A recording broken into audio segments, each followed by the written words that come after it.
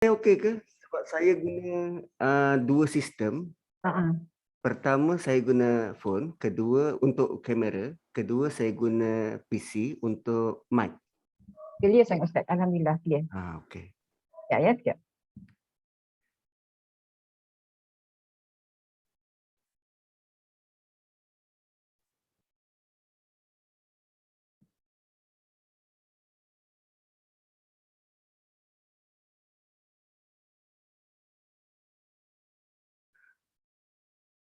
Oh, ada gambar kucing. Yay.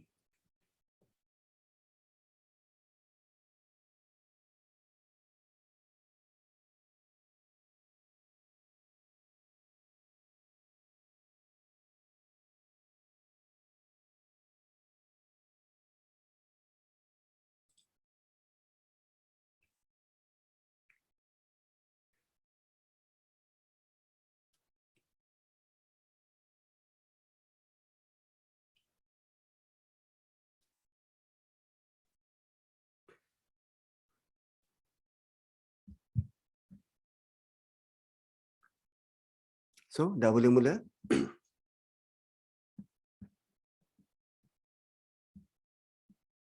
Ya Ustaz, sekejap. Sikit lagi sikit. Ada benda sikit. Ayat 20 ya? Ya. Okey. A'udzubillahi minasyaitonir rajim. Bismillahirrahmanirrahim.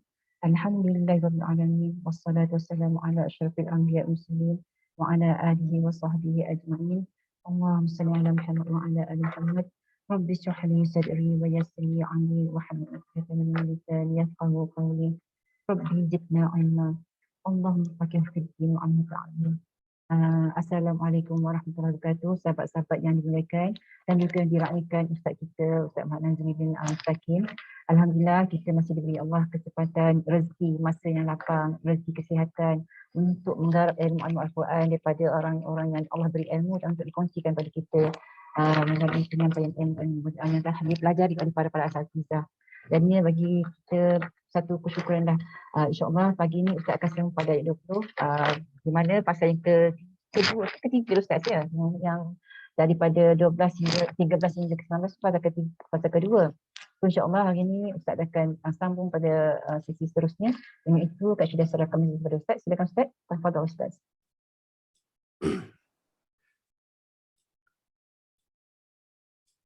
A'udzubillahi minasyaitonirrajim. Bismillahirrahmanirrahim. Alhamdulillah.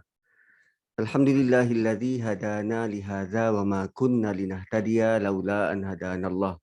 Nashhadu an la ilaha illallah wahdahu la syarikalah wa nashhadu anna sayyidana wa maulana Muhammadan abduhu wa rasuluh.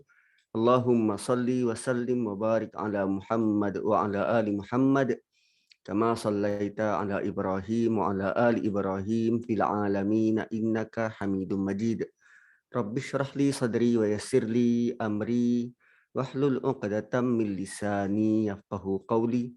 Subhanaka la ilma lana illa ma 'allamtana innaka antal alimul hakim. Assalamualaikum warahmatullahi wabarakatuh. Alhamdulillah, puji dan syukur buat dan milik Allah Subhanahu wa taala. Salawat serta salam kepada Rasulullah sallallahu alaihi wasallam dan kepada ahli keluarga baginda, para sahabat dan mereka-mereka yang berdiri di atas paksi agama ini sehingga hari kiamat. Tuan-tuan dan puan-puan, kita sambung perbincangan berkaitan dengan surah Yasin bermula pada ayat ke-20. Perbincangan yang lalu adalah tentang bagaimana dialog antara dua orang Rasul bersama dengan kaum ni. Bersama dengan kaum yang digelar musrifun, kaum pelampau. Qalu ta'irukum ma'akum in zukirtum bal antum qaumun musrifun. Rasul itu menjawab, nahas dan malang itu adalah disebabkan apa yang kamu lakukan. Patutkah kerana kamu diberi peringatan dan nasihat kamu berpaling? Kan? Patutkah kerana kamu diberi peringatan dan nasihat maka kamu mengancam kami? Hanya kerana kita beri nasihat dia mengancam. Dan bal antum qaumun musrifun, kamu tergolong dalam golongan kaum-kaum yang melampau. Cuba lihat bagaimana akhlak para nabi dan rasul. Walaupun mereka dihina, mereka dihina dan menghadapi perkataan-perkataan yang sinis, perkataan-perkataan yang keji daripada kaumnya, bukanlah gambar ustaz tak ada. Ada gambar saya, cuma bukan yang bercakap. cuba view tu ke galeri. So saya guna gambar daripada phone, saya bercakap ni guna komputer. Okey. So para nabi dan rasul ni Allah bagi mereka privilege. Maksudnya Allah bagi mereka kelebihan, mereka memiliki hati yang begitu lembut, begitu soft dan hati yang begitu rapat kenal dengan Allah Subhanahu Wa Taala. Namun itu bukan bermaksud dia mudah untuk dibuli. Nabi dan rasul, wujudnya nabi dan rasul bukan bermaksud bila kita lontarkan perkataan keji, dia tak boleh balas. Namun, galeri kat mana? Kat atas tu, klik view. Oh, kalau guna phone memang tak nampak lah. Gitu. Kena cari nama saya lah kot. Okay. So, walaupun mereka diberi kelonggaran begitu, cara mereka balas tu cara yang setimpal dan tidak lebih-lebih. Contoh perkataan kaum ini adalah tatayyarna bikum. Sungguh kamu ni, sebab kamulah kita orang ni jadi malang. Macam tu.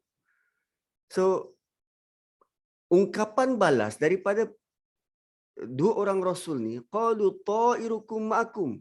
Yang malang tu kamu sebab perlakuan kamu, bukan sebab kami. Perkataan tu sama digunakan. Dia tidak lebih-lebih. Katalah orang tu kutuk sekali, dia balas dengan kutukan yang sama. Dan bukan dalam bentuk melampau dan berlebih-lebih. Hanya sekadar melemparkan bertemu buku dengan ruas.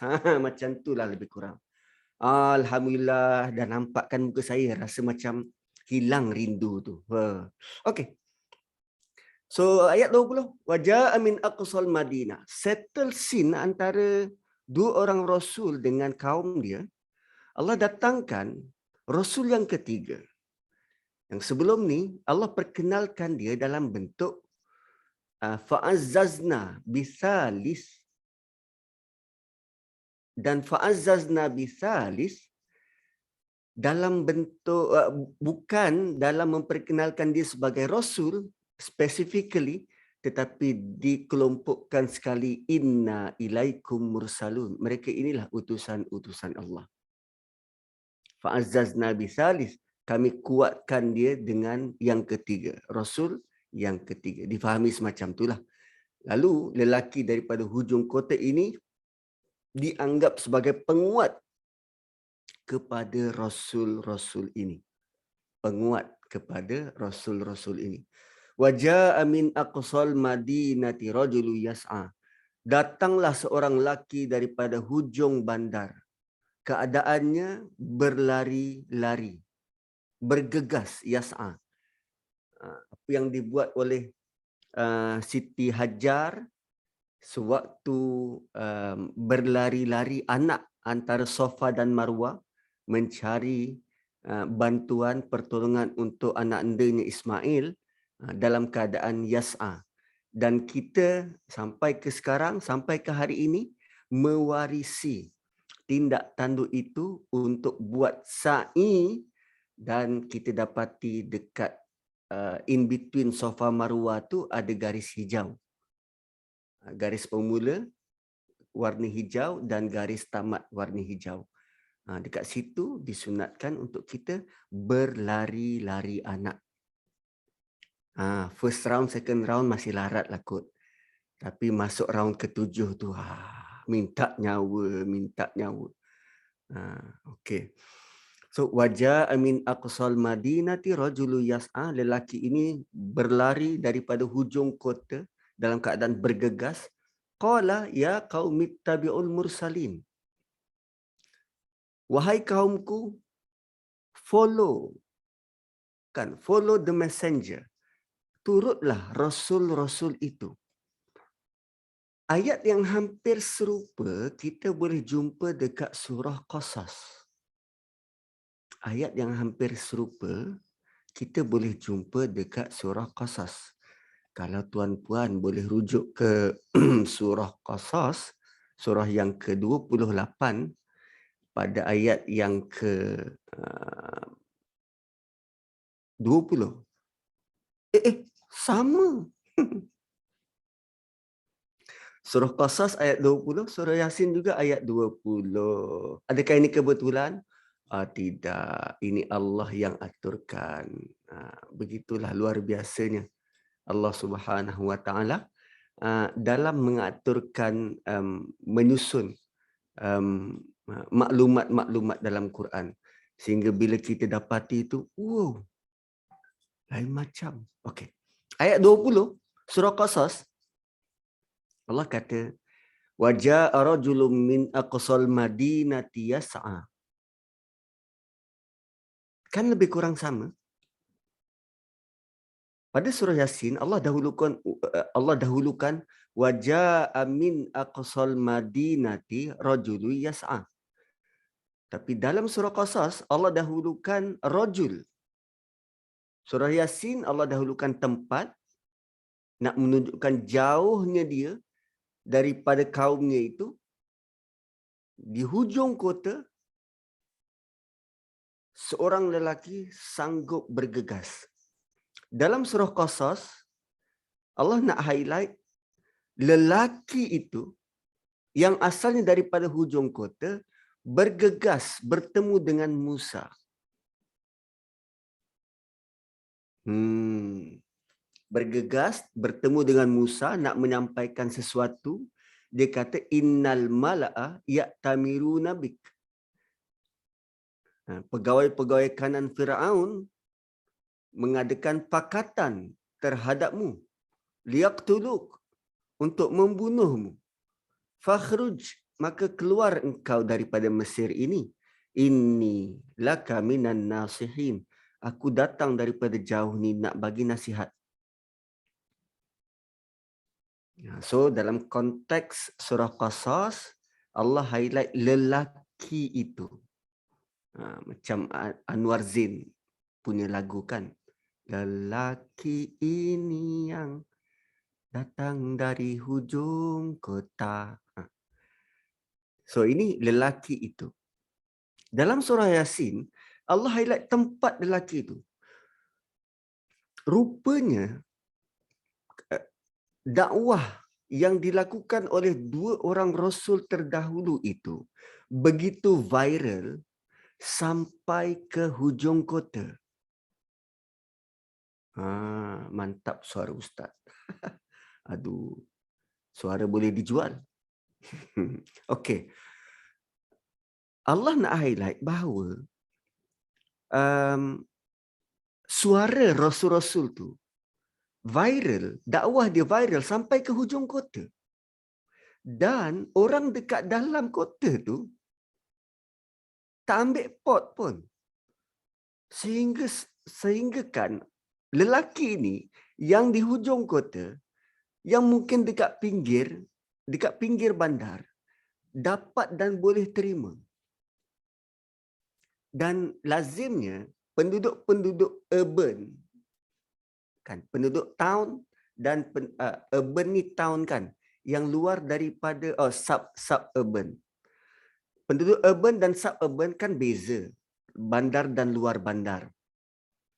Dan ini orang daripada luar bandar datang untuk ingatkan kepada penduduk-penduduk dalam bandar, suruh ikut panduan Rasul.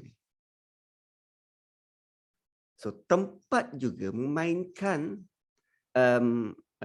peranan untuk kita dapat mencerap nasihat-nasihat, panduan-panduan dan tempat juga antara faktor menentukan kadar kefahaman kita. Waja'a min aqsal madinati rajulu yas'a qala ya qaumi ittabi'ul mursalin. Dan setiap inci perkataan itu Allah tidak tinggalkan satu detail pun berkaitan dengan kesungguhan lelaki ini. Dahlah dia datang daripada hujung kota, ada orang boleh datang daripada luar bandar berlenggang. Tapi lelaki ini datang tanpa sebarang kepentingan, berlari. Nak menunjukkan kaum dia itu perlu diingatkan, nak menunjukkan maklumat yang dia dapat tu sangat penting dan nak menunjukkan bahawa kesungguhan dia untuk menyampaikan. Oh, lain perkataan yas'a tu. Dan yas'a tu terletak di tengah-tengah. 1, 2, 3, 4, 5. 1, 2, 3, 4. Kalau kita min aqsa tu sekalikan, 1, 2, 3, 4, 1, 2, 3, 4. Yas'a di tengah-tengah.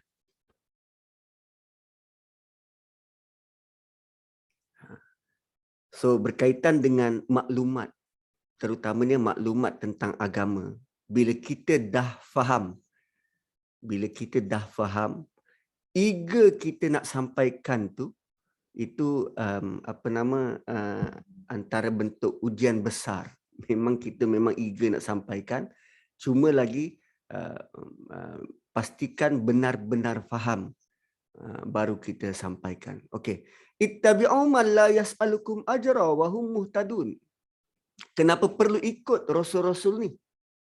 Kenapa perlu ikut rasul-rasul ni?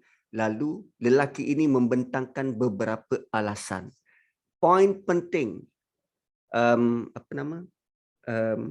Rajah Ishikawa yang macam tulang ikan tu. Dulu Kak Syida waktu kerja mungkin pernah ada. Tak pernah Kak? Raja Ishikawa tak pernah. Kita orang ikut KIK apa? Ada Ustaz. Ada kan Ishikawa? Government memang selalu ni. Government selalu lah. Kak Syida mungkin swasta. Quality assurance. Swasta. So dia berdasarkan kefahaman dia, maka dia datangkan kenapa? Apa sebab korang kena ikut rasul-rasul ni? Pertama, material bukan jadi sandaran. La yas'alukum ajra. Malah dia tidak sebut pun ikutlah rasul itu. Dia tak kata. Dia cuma kata ikut siapa-siapa sahaja yang tidak minta upah. Wahum muhtadun. Mereka itulah orang-orang yang mendapat hidayah dan petunjuk. Ikutlah orang yang tiada kepentingan. Ikutlah orang-orang yang tak minta upah, tiada kepentingan, tak ada udang di sebalik batu. Wahum muhtadun. Itu antara petunjuk, itu antara bukti bahawa mereka ini golongan yang mendapat hidayah. Oh, macam tu. So selagi orang tu masih ada kepentingan, dia mungkin terarah dengan kepentingan dia. So turutlah orang-orang yang tidak meminta kepada kamu satu balasan, sedang mereka adalah orang-orang yang mendapat petunjuk.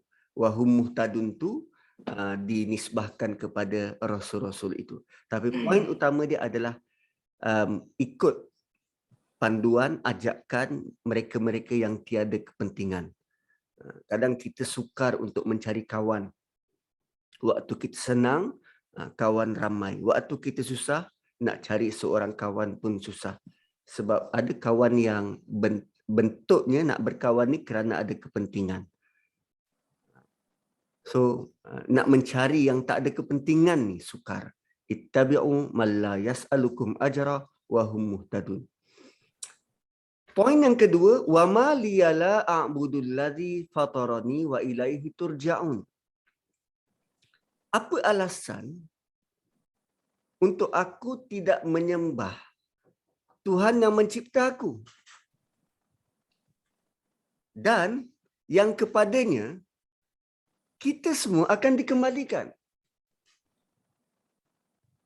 Itu poin kedua. Poin pertama, ciri-ciri orang yang perlu diikuti itu. Poin kedua adalah, apa alasan kita untuk tidak menyembah Tuhan yang cipta kita sedangkan kelak kita bakal kembali pada dia? Itu by logik. Dia datangkan logik. Kau tahu Tuhan tu yang cipta kita. Kenapa kita tak nak sembah dia? Malah sama ada kita sembah dia atau kita tak sembah dia, kita semua bakal kembali pada dia. Dan lelaki ini bagi satu realiti kepada kaum dia. Kita ni, hidup kita seolah-olah di atas conveyor belt. Ataupun di atas travelator. Dekat rumah kita tak ada travelator ni. Dekat KLIA ada travelator. Kalau nak pergi fly ke mana-mana, sebab jalan dekat KLIA tu jauh, nak jalan kaki, so dia ada travelator. Escalator tapi dia bukan tangga, dia mendata macam tu. Hidup kita macam tu, di atas travelator. Conveyor tu, lantai tu akan tetap berjalan ke hadapan walaupun kita stand still. Kita lambat laun akan bertemu dengan Allah walau kita tak buat apa-apa. Malah lebih dahsyat, travelator tu berjalan ke depan, kita mengundur ke belakang. Apa yang dapat? Apa pun tak dapat. Penat. Dan yang menakjubkan adalah dia tahu conveyor belt itu menuju ke depan dan dia bukan sekadar berjalan bersama dengan travelator tu, malah dia berlari.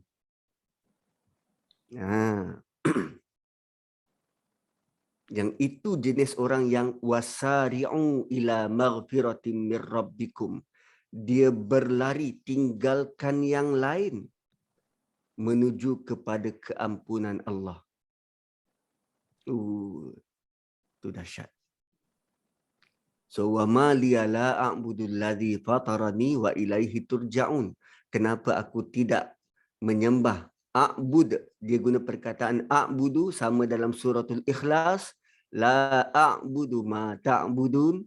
Perkataan yang sama, aku sembah dan aku sebagai hamba dan aku bertuhan. Ibad ini ada dua cabang.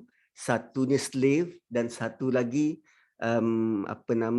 worshipper. Worship, satu slave dan satu worship. Yang slave kita sebagai hamba, worship kita melakukan aktiviti perhambaan tu, sembahyang.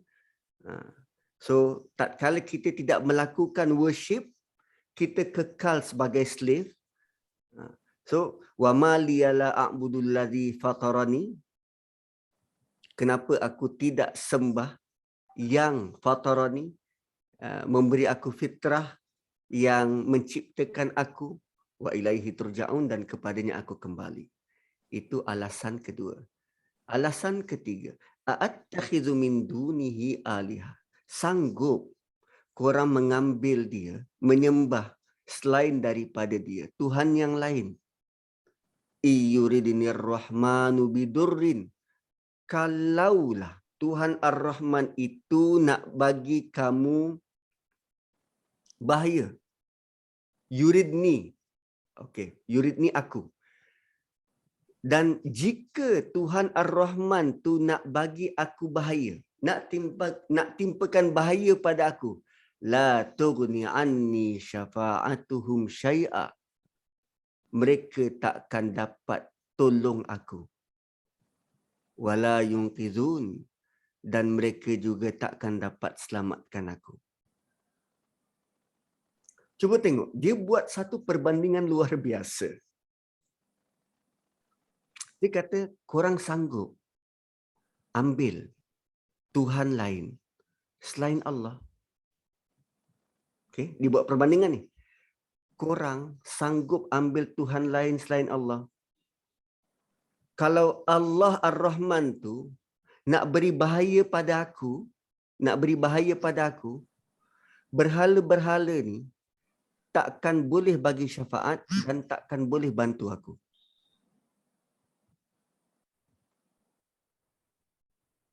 Nampak tak uslub dakwah dia lain macam? Biasanya kita akan libatkan pendengar untuk menerangkan contoh. Biasanya macam inilah berlaku pada anak-anak kita. Jangan buat macam tu, nanti jatuh sakit. Jangan buat macam tu, nanti jatuh sakit. Okey. Yang kena akibat tu siapa? Anak. Yang perlu berwaspada siapa? Anak. Tapi kali ini, dia sebut macam tu. Dia sebut macam ni. Jangan buat macam tu. Nanti yang susah hati, daddy. Yang susah hati, mak. Nanti kalau korang jatuh, mak juga yang susah hati. Mak yang susah nak bawa pergi klinik. Dia nak timbulkan rasa aku sayang dan aku rasa bertanggungjawab terhadap kesusahanmu. So sekarang ni dia bawa contoh. Yang kena balak daripada Allah dia, bukan orang lain. Dia. Dan kalau aku kena sesuatu, kalau aku dihukum oleh Allah, berhala korang tu, Tuhan yang korang sembah tu takkan mampu untuk tolong aku. Dengan kata lain, kalau korang diazab oleh Allah nanti, berhala korang tu takkan mampu untuk bantu korang. Mana lebih kasar bunyinya antara dua ayat ni? Kalau korang diazab oleh Allah, berhala korang takkan mampu untuk bantu korang. Berbanding dengan ayat kedua. Kalau aku diazab oleh Allah, berhala korang takkan mampu untuk bantu aku. Saya rasa ayat kedua lebih mudah untuk diterima. Berbanding ayat pertama yang menyalahkan mad'u. Lain kan? Lain. So lelaki ini berlari daripada hujung kota. Dia bukan kosong ilmu di dada. Ini ilmu NLP tinggi ni. Cara dia bercakap tu lain macam. Tidak seperti kebanyakan kita. Malah tak seperti Ustaz Nazri. Cakap direct je. Tak kira lah orang tu terasa tak terasa. Tapi pendekatan dia ni luar biasa. A'attakhidhu min dunihi alihah in yuridnir rahmanu bidurril la tughni anni syafa'atuhum syai'a wa la yunqizun. Aku tak mungkin mendapat sebarang syafaat daripada Tuhanmu dan Tuhanmu tak mungkin dapat menyelamatkan daku. Inni idzal lafi dhalalim mubin. Kalau aku buat seperti mana yang korang buat ni, a'attakhidhu min dunihi alihah, kalau aku sanggup mengambil Tuhan lain selain Allah sebagai Tuhan, idzan, kalau begitu, lafi dhalalim mubin, dah tentu aku berada dalam kesesatan yang nyata. Dia tak kata orang kat depan dia tu sesat. Dia kata kalau aku buat seperti mana kamu buat ni, confirm sesat baratlah aku. Lain? Ya, sangat berbeza. Ada lagi di tempat lain kita pernah lalui dalam surah Kahfi. Kan perbualan antara dua orang rakan, pemilik dua kebun. Kan dia bagi contoh, kalau aku tak berani. Aku tak berani syirik pada Tuhanku. Kalau aku tak berani untuk kufur. Semuanya tentang kalau aku. Kenapa ayatnya bentuk begitu? Dia nak bagi option. Dia nak supaya orang yang dibawa bercakap ni berfikir. Dia tidak menyalahkan pun orang yang bawa bercakap ni. Tak, engkau masih ada peluang. Engkau masih belum, engkau masih okey. You are okay. Yang tak okey aku. Sebab kalau aku buat begini, aku sesat. Kalau aku buat begini, dia tak kata kalau engkau buat begini kau sesat. Sebab itu seni dakwah ni dia perlu kita latih dan perlu belajar. So ambil psikologi dakwah, dia perlu diterapkan perbualan-perbualan begini. Supaya bila kita keluar, berjumpa dengan orang, berhadapan dengan mereka yang masih tegar dengan keakuan, masih tegar dengan dosa-dosa silam, orang itu boleh terima. Orang itu boleh terima. Kita datang bukan untuk menghukum. Kan kalau ayat pertama, kalau kau kekal buat begini, engkau sesat. Itu kan ayat menghukum. Tapi kalau kita cakap macam ni, yang mendengar, dia takkan kata engkau ni judgemental. Tak. Sebab cara dia bercakap, dia reflect diri dia. Dia reflect diri dia. Dan lazimnya, kalau kita nak betulkan orang, selalunya kita melihat orang tu salah dan kita betul. Lalu bahasa-bahasa yang kita guna adalah, oh aku holier than thou. Aku lebih baik dari engkau. So kau kena ikut cakap aku. Kalau kau tak ikut cakap aku, neraka. Macam tu? Tak. Ayat ini datang dalam bentuk berbeza. Inni amantu bi rabbikum fasma'un. Sungguh aku beriman dengan Tuhan kamu. Dengarkanlah. Ini ada lagi apa? Lagu Anwar Zain kan? Dengarkanlah. Dengarkanlah. Fasma'un. Kejap. Daripada tadi lelaki ni kata Tuhan kamu, Tuhan kamu, Tuhan kamu. Ayat 25 dia rujuk kepada Allah, bukan berhala tu. Inni amantu bi rabbikum fasma'un. Aku beriman dengan Tuhan kamu, Allah. Dengarkanlah nasihat daripada rasul-rasul tu. Dengarkanlah dakwah daripada rasul-rasul tu. Kan ayat di atas tu, a'attakhidhu min dunihi alihah la tughni anni syafa'atuhum. Mereka dipanggil berhala ni mereka, tapi bila dia associate Allah ni dengan kaum dia, dia kata rabbikum, Tuhan kamu. Bukan Tuhan orang lain, bukan hanya Tuhan aku, tapi ini Tuhan kamu, Tuhan yang sebenar. Tolong jangan delusional dengan adanya perantara. Tolong jangan tersilap bahawa Allah itu perlu kepada mediator, orang tengah. Tak. Inni amantu bi rabbikum fasma'un. Tuhan kamu, bukan Tuhan orang lain. Maka dengarkanlah. So tengok berapa ayat yang lelaki ni ungkapkan. Pertama ayat 21, 22, 23, 24 dan 25. Berapa ayat? 5 ayat. Untuk lelaki yang Allah tidak pun beri nama, Allah cuma kata dia ni datang daripada hujung kota. Dan dia datang dalam keadaan bergegas, tanpa sebarang nama. Dan kalau kita buat perbandingan dengan ungkapan Rasul-Rasul, 2 orang Rasul itu bercakap dalam hanya beberapa ayat, kurang daripada 5 ayat. kurang dari 5 ayat. Kan? Id arsa faqalu inni ilaikum mursalun 1 kali. Ma antum illa basyarum misluna, perkataan kaum tu. Kemudian Rabbuna ya'lamu inna ilaikum lamursalun kali kedua. Wa ma alaina illal balagul mubin kali ketiga.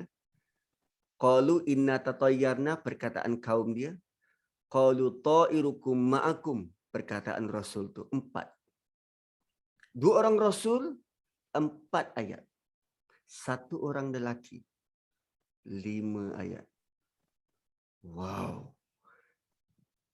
Dan bayangkan, lelaki ini yang Allah tidak beri nama, yang tak siapa-siapa, datang daripada luar kota, Allah rakamkan 5 ayat dimasukkan dalam Quran. Dan kita baca sampai kiamat. Tuan-tuan, perkataan-perkataan baik ni, perkataan-perkataan baik, Allah sangat appreciate. Bukti Allah appreciate perkataan baik ni, Allah rakamkan dalam Quran. Bayangkan, kalimah yang baik keluar daripada mulut kita. Allah rakamkan dan Allah war-warkan kepada malaikat. Dan tak mustahil dekat akhirat nanti, Allah boleh saja berbangga dengan kalimah-kalimah kita dan dimeterai. Ayat 6 dengan ayat 20 nanti kita tengok. Dimeterai di mana-mana. Perkataan-perkataan baik. Dan Quran, dia tidak mendiskriminasi siapa yang ucapkan perkataan baik tu. Sehingga kalam daripada seorang yang sedang menyembah api pun Allah letak dalam Quran. What? Ya. Cuba buka surah An-Naml. Kata-kata Ratu Balqis regarding pemerintah yang menjajah, menjarah negeri lain. Mana-mana malik yang menjarah dan menjajah sesuatu negeri, dia akan menjadikan penduduk negeri itu yang mulanya mulia menjadi hina. Itu realiti. Kan kita dahulu Melaka adalah sebuah pemerintahan empire yang berdaulat. Bila kalah dengan Portugis dijajah, sultannya melarikan diri, rakyatnya merempat. Mana-mana malik yang menjajah sebuah negeri, dia akan menjadikan rakyat dekat negeri itu hina dan merempat. Berbeza dengan apa yang dilakukan oleh Nabi SAW dalam dia punya ekspedisi memperluaskan empire Islam. Mana-mana negara yang Islam masuk ke dalamnya, rakyat di negara itu mendapat kemuliaan. Beza. Tengok Umar, dia pergi expansion sampai ke Parsi. Dia hilangkan hukum-hukum yang lama, tegakkan hukum Islam. Wah, beza. So, siapa lelaki ini? Tak tahu. Dan ini membuka ruang dan peluang pada kita. Aku juga ada potensi untuk jadi macam lelaki ini. Aku ada potensi untuk memahami dakwah daripada Nabi. Seterusnya menyampaikan dengan penuh fakta sebegini. Dan menariknya, lelaki ini datang tergesa-gesa daripada hujung kota. Walaupun sebelum ini kaum dia sudah pun memberi arahan kepada 2 orang Rasul itu, kalau engkau tak berhenti, la illam tantahu lanarjumannakum. Kalau engkau tak berhenti, kami akan rejam kamu. Wala yamassannakum minna azabun alim, dan engkau akan tahu betapa dahsyatnya siksa kami. Dah tahu dah ada ugutan sebegitu. Dah tahu ada risiko besar macam tu. Lelaki ni tetap cakap. Lelaki ni tetap cakap. Tadi Nisha ada share ayat 6 rasanya macam ada berkaitan dengan ayat 20. Ayat 6 adalah litunzira qauman ma unzira aba'uhum fahum ghafilun. Ya. Ustaz, sorry bukan ayat 6. Maksud saya total 6 ayat, include ayat 20 tadi. Oh, total 6 ayat. Termasuk ayat 20. Macam mana? Kan ayat 20 pun yang dikatakan oleh lelaki tu juga kan, wahai kaumku ikutilah utusan-utusan tu kan. Yes, betul. Ya, pada ayat 20 tu pun ada perkataan lelaki tu. Ya qaumi tabi'ul mursalin. So 6 ayat lah kesemuanya. Terima kasih Nisha. 6 ayat kesemuanya yang diungkapkan oleh lelaki ini. Dan perkataan terakhir dia sebelum Allah iltifat, sebelum bertukar sin, perkataan terakhir dia adalah inni amantu bi rabbikum fasma'un. Ungkapan ini diucap depan kaum dia sebelum berlaku sesuatu. Dan ayat 26 Allah kata qila dkhulil jannah, masuklah ke dalam syurga. Qila dkhulil jannah, masuklah ke dalam syurga. Tuan-puan boleh gambarkan tak ayat 25 dan 26?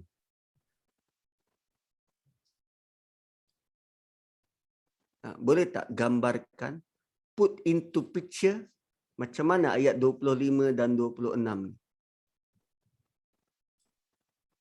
Okay, mari saya share screen. Ayat 20 dan 26 ni macam ni.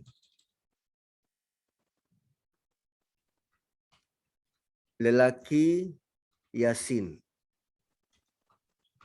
masa silam. Kita yang membaca kini. Syurga masa depan. Lelaki Yasin, perkataan terakhir dia ini amantu bi rabbikum fasma'un. Inni amantu bi rabbikum fasma'un. Itu perkataan terakhir dia. Dan dia ungkapkan tu masa silam. Sebab ini adalah sejarah. Kan? Masa silam. Dan ayat 26, ini ayat 25 sini. Sini.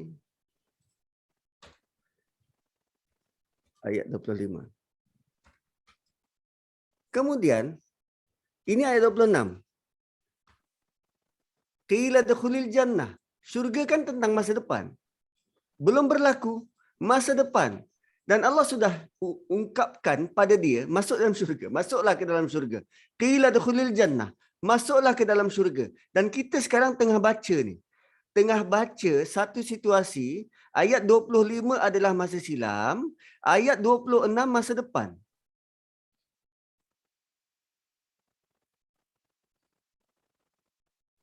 Sedangkan syurga dan neraka itu dah ada.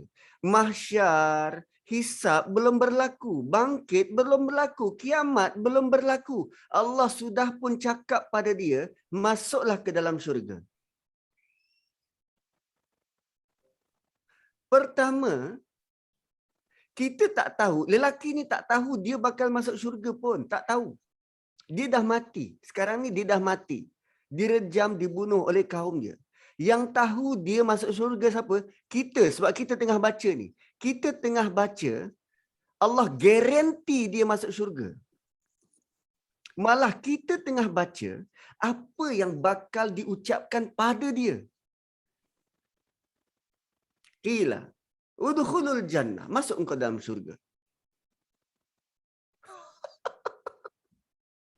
Dan bukan hanya itu, Allah rakamkan pula respon balas dari lelaki yang luar biasa ni.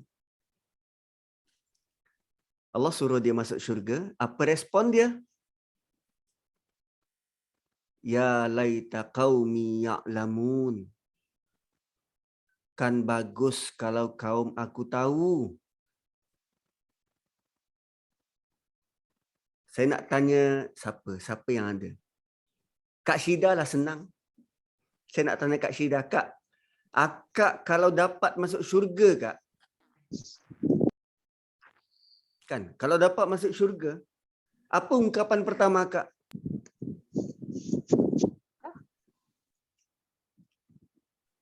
Jemaah ahsanul amalah. Mungkin kita tak ingat orang lain, Ustaz, kita ingat diri kita sendiri ya. Tak ingat, betul. Ya. Betul. Kita tak akan mungkin ingat orang lain. Tapi lelaki ini katakan bagus kalau kaum aku tahu. Kaum yang mana ni? Kaum yang diceritakan dalam kitab tafsir, kaum dia rejam dia, kaum dia pergi kelar perut dia, terburai perut dan dia mati dalam keadaan begitu. Tu, kaum yang itu. Dan dia kata, ya laita qaumi ya'lamun. Kan bagus kalau kaum aku tahu. Ingatan dia pada kaum dia membuatkan dia berlari, bergegas pergi bagi peringatan. Punya kuat, punya sayang, punya cinta dia pada kaum dia. Cinta tanpa syarat. Nak supaya dapat ganjaran yang baik di akhirat kelak. Membuatkan dia bergegas pergi. Dan ingatan tu Allah kekalkan sampai ke syurga. Ya laita qaumi ya'lamun. Alamak.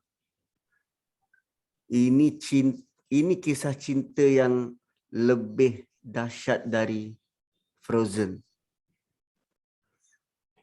Frozen kan adik-beradik.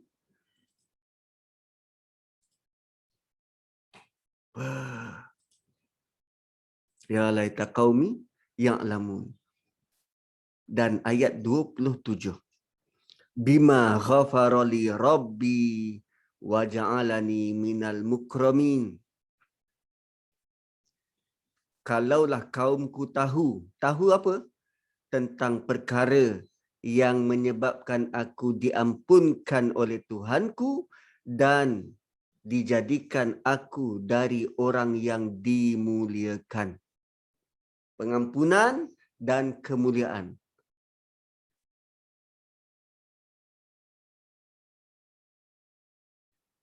Pengampunan dan kemuliaan. Bima ghafara li rabbi wa ja'alani minal mukramin.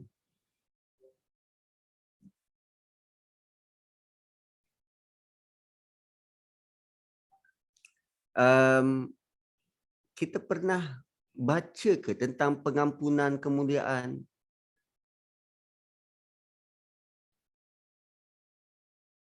Ada dalam siri yang pertama. Tengok siri pertama pun kita dah lupa kan? Biasalah. Manusia tempat lalu lalang lupa. Normal lah tu. Cuba rujuk ayat 12. 12 atau sebelumnya lagi. 11. Innama tunziru manittaba'a dzikra. Peringatan itu hanya berfungsi kepada mereka yang nak mengikuti Quran. Wa khasyiyar rahmana bil ghaib. Dan dia takut pada Ar-Rahman sewaktu dia sorang-sorang. Atau dia takut kepada Ar-Rahman yang dia tak nampak. Atau dia takut kepada Ar-Rahman terhadap janji-janji ghaib daripada Allah. Fabashirhu. Berikan dia berita gembira. Bimaghfirah, dengan keampunan, wa ajrin karim, dan kemuliaan. Allah bagi testimoni pada ayat 27. Ini bukti lelaki yang nak ikut Quran, lelaki yang nak ikut peringatan dan dia takut Allah Ar-Rahman. Bukankah yang diungkapkan tadi, kalau Allah Ar-Rahman nak bagi azab padaku, Tuhan kamu takkan mampu untuk tolong dan bantu. Why? Sebab aku mungkin waktu aku sorang-sorang, aku buat dosa, Allah boleh azab aku. Nampak tak? Wa khasyar Rahman di situ. Ayat 11 Allah bagi teori, ayat 27 testimoni.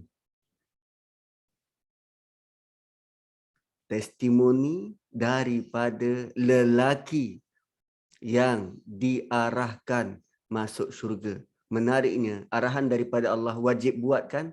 Ya, lelaki ni buat. Bima ghafara li rabbi wa ja'alani minal mukramin. Dahsyat. So peringatan pertama dan peringatan kedua ditutup begitu. Keampunan dan kemuliaan. Keampunan dan kemuliaan. Rata-rata kita mencari kemuliaan. Tapi kita pandang remeh terhadap keampunan. Lalu sekarang kita berusahalah mencari keampunan. Beserta dengan itu bakal disulami dengan kemuliaan dari Allah Subhanahu wa taala. Wa ja'alani minal mukramin. Dijadikan dari orang-orang yang dimuliakan. Rupanya diorang ada grup. Dia ada jenis orang-orang yang dimuliakan. Wow. Okey. Clear setakat tu? Jelas? Ustaz, maknanya daripada pengajaran daripada ayat ni tentang lelaki berhujung kota ni, bermakna kita ni sekarang pembaca masa kini ni, kita yang sedang membaca ni sepatutnya kena bersegera dalam kebaikan dan dalam dakwah tu kita mengajak ke arah kebaikan dan juga kita kena sentiasa bercakap kepada sesuatu yang baik sebab benda tu dirakamkan seperti ayat 12 tu. Betul. Betul, kita kena bersegera buat kebaikan dan sebarkan kebaikan tu dengan ayat yang baik. Ada juga cara kita sebarkan kebaikan dengan ayat yang sarkastik. So dia kena, flow dia tu kena cantik lah. Semua ni dalam bentuk yang baik tanpa ada ill intention. Tanpa ada ill intention. Sebab tu lelaki ini didahulukan peringatan itu dengan ittabi'u man la yas'alukum ajra. Ikut mana-mana orang yang bawa agama ini tanpa sebarang agenda. Bukan nak tarik followers, bukan nak dapatkan likers. Kena ikut orang yang macam ni. Ini amantu bi rabbikum fasma'un qila adkhulil jannah. Betul? Terima kasih Kak Liza. Okay, next. Wa ma anzalna ala qaumihi min ba'dihi min jundin minas sama'i wa ma kunna munzilin. Ini kita dah masuk ke fasa ketiga, peringatan seterusnya. Kita dah lalui peringatan daripada belakang, peringatan daripada atas, dan sekarang ini peringatan seterusnya. Dan sebelum diteruskan peringatan yang seterusnya ni, 2, 3 ke 4 ayat ini Allah datangkan satu ingatan keras. Satu ingatan keras.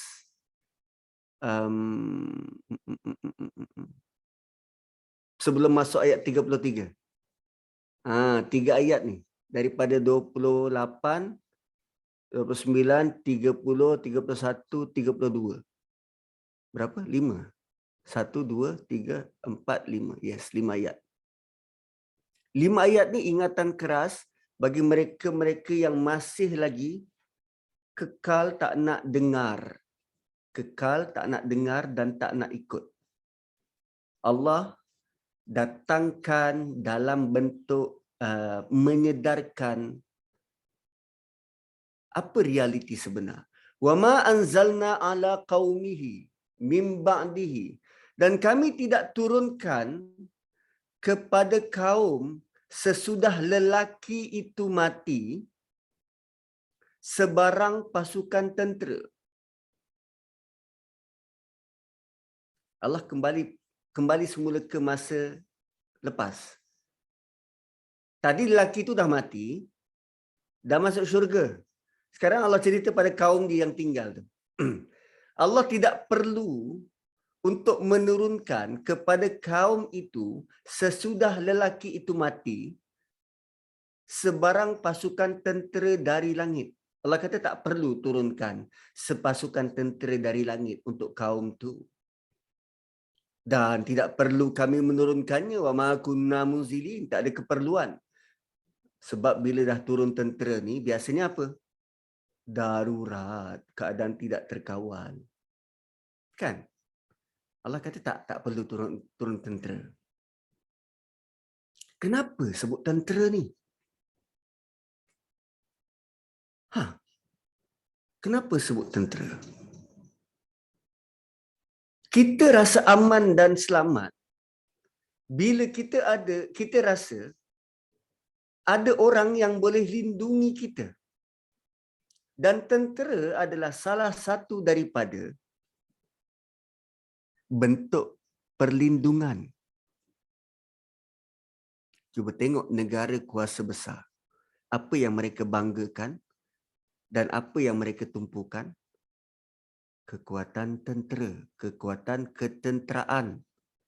Maka mereka show off pada negara-negara kecil, Iraq misal kata, Afghanistan misal kata, ditunjukkan kuasa ketenteraan tu. Maka dia menjarah negara lain berapa puluh tahun? 20 tahun dekat Afghanistan. Dekat Syria.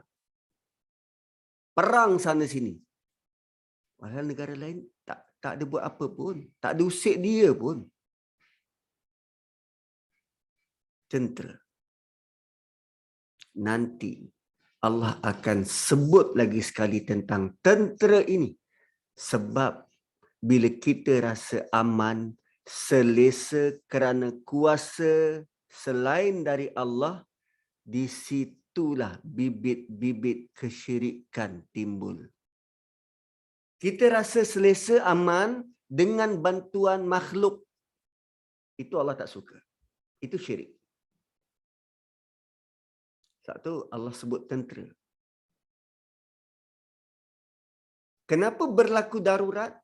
Sebab keamanan negara sudah diambang kehancuran. Maka masuklah campur tangan tentera, tujuannya untuk meredakan kembali kekacauan. Itu tujuan tentera. Lalu Allah kata tak, untuk uruskan kaum macam ni tak perlu tentera turun.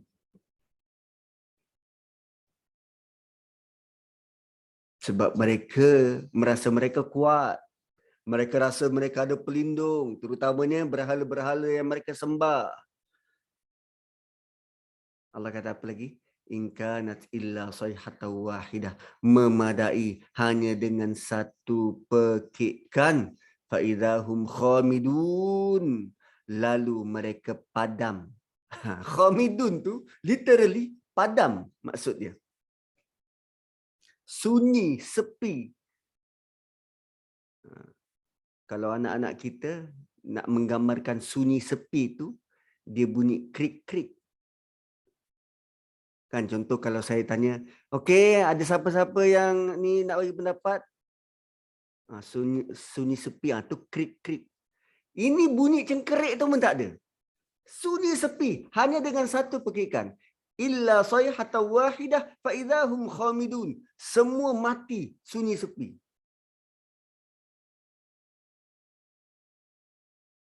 Kejap. Tadi dua orang Rasul datang bagi ingat pada kaum ni. Dan kaum tu kata Rasul ni pembawa malang. Dan Rasul tu jawab yang malang tu korang sebab tindakan korang. Ada Allah lakukan sebarang tindakan pada kaum ni? Tidak. Kemudian datang satu orang lelaki bawa kebaikan dan kaum dia tolak lalu dibunuh lelaki ini. Apa respon dari Allah? Satu orang lelaki dibunuh. Ungkapan lelaki itu Allah rakamkan 6 ayat dalam Quran. Dan tengok tindakan daripada Allah. Hanya dengan satu pekikan. Mati seluruh kaum tu.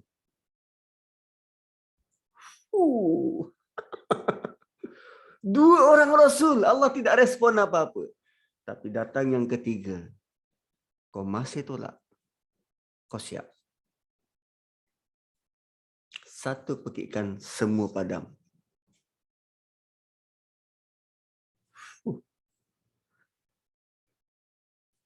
Luar biasa lelaki ini. Dan rupanya Allah bagi peluang 3 kali.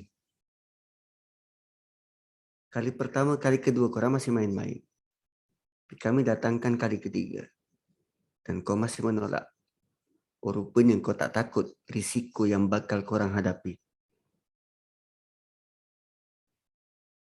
In kanat illa sayhatan wahidah fa idahum khamidun.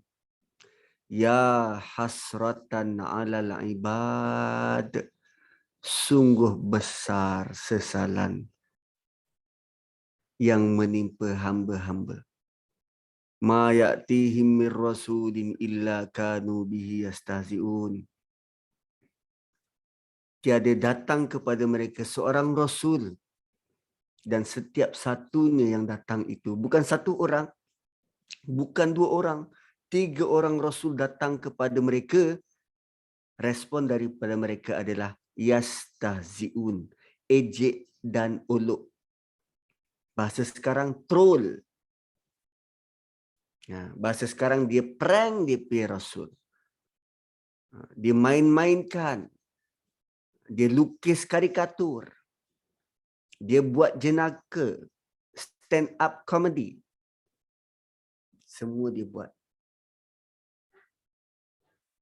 Dan siapa yang buat itu semua, Allah dahulukan dengan suatu perkataan.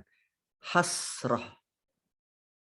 Engkau buat yastahzi'un, kau olok-olok, nanti engkau akan tahu erti penyesalan. Ya hasratan 'alal ibad. How regretful. Betapa besar penyesalan mereka. Sebab tu bila kita ditroll, kan, kita diolok-olok, kita dibuat main, Nabi terutamanya, kan, karikaturnya dilukis begitu, dibuat lelucon. Jalannya adalah kita tinggalkan, serahkan pada Allah yang akan urus. Kita tinggalkan dalam bentuk, tak adalah kita bersetuju dengan apa yang dia buat. Tapi serahkan kembali pada Allah. Biar Allah yang urus. Habis kita kena buat apa? Kita terus menerus besarkan Allah Subhanahu Wa Taala. Salawat pada Nabi sallallahu alaihi wasallam. Kalau ada satu pihak yang memandang rendah Nabi, kita pula bertindak untuk mengagungkan, meninggikan namanya dengan perbanyakkan salawat. Itu tindakan yang paling bijak. Daripada kita menghamburkan emosi marah kita, tidak ketahuan, tak ada hujung pangkal, yang akhirnya dia pun tidak berubah, kita stres. Kita stres. Ayat ni kata, mereka yang buat macam tu, mereka pasti akan menyesal. Dan mereka menyesal tu bukan dengan tindakan kita. Mereka menyesal tu kerana Allah hukum. yang layak menghukum ni, yang layak bagi penyesalan ni Allah, bukan kita. Kita ada tugas lain. Dia buat tu atas kapasiti dia, dia tanggung. Kita jangan lebih-lebih emosi sebab bila kita beremosi, dia lagi galak, lagi seronok dia ngusik. Kan, ialah macam anak kita, benda ni berlaku dalam lingkungan kita juga. Anak yang sulung suka main-main dengan adik dia yang bungsu, dah tahu adik dia tak mampu nak buat apa-apa pada kakak dia, lagi dia usik. Makin si adik tu menjerit, jerit.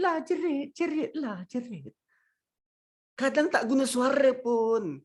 Makin adik dia jerit, dia tahu kalau tinggi suara dalam rumah, bapak dia cukup pantang, adik dia menjerit, lagi dia suka, dia tunjuk macam ni.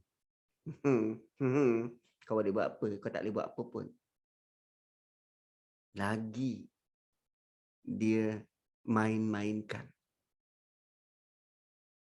So, cuba tengok respon daripada umat Islam bila berlaku perkara-perkara yang semacam itu. Kan mereka gagal kawal emosi.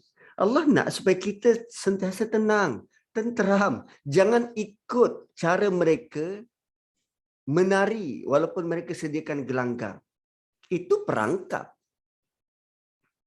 So, kita kekal tenang. Engkau nak kutuk, silakan. Engkau nak main-main, silakan. Itu engkau punya hak, konon-konon yang kau rasa hak kebebasan manusia. Tapi ingat, jangan sampai menyesal. Kerana Rasul itu ada yang mengutusnya. Rasul itu ada yang mengutusnya. Dan yang mengutusnya sudah bagi tahu kami. Ya hasratan alal ibad. Orang yang buat main-main isu agama ni pasti akan sangat menyesal. Tu kalau ada efek api-api macam tu kan. Menyesal. Baru dia rasa, alamak. Ustaz, pada penyesalan tu, yang mereka, Allah hukum mereka dengan rasa penyesalan kan. Adakah kadang-kadang mereka tu akibat perbuatan mereka tu, kebanyakan kan kita pun maklum kan, ramai yang dapat hidayah dari Allah akibat dari penyesalan mereka itu. Itu Allah yang menguruskan mereka dan Allah bagi hidayah kepada mereka. Adakah itu termasuk dalam ayat ini, Ustaz? Betul. Sebab kita pun tak tahu cara Allah urus tu macam mana. Dan yang pasti adalah apa sahaja ketetapan Allah itu adalah level paling baik untuk semua orang. Sama ada dia dapat hidayah atau tak dapat hidayah, itu adalah urusan gerak kerja dari Allah Subhanahu Wa Taala. Kita sudah daripada awal kita kawal emosi, kita kekal bertasbih pada Allah, kekal bersalawat pada Nabi, dan Allah nak bagi dia hidayah atau tidak, itu terpulang pada Allah. Dan jika dia dapat hidayah, alhamdulillah bertambah saudara kita. Jika sebaliknya macam Abu Lahab, 10 tahun pun surah itu sudah turun, dia kekal begitu, dan Allah sendiri yang akan uruskan cara dia mati dalam keadaan begitu hina.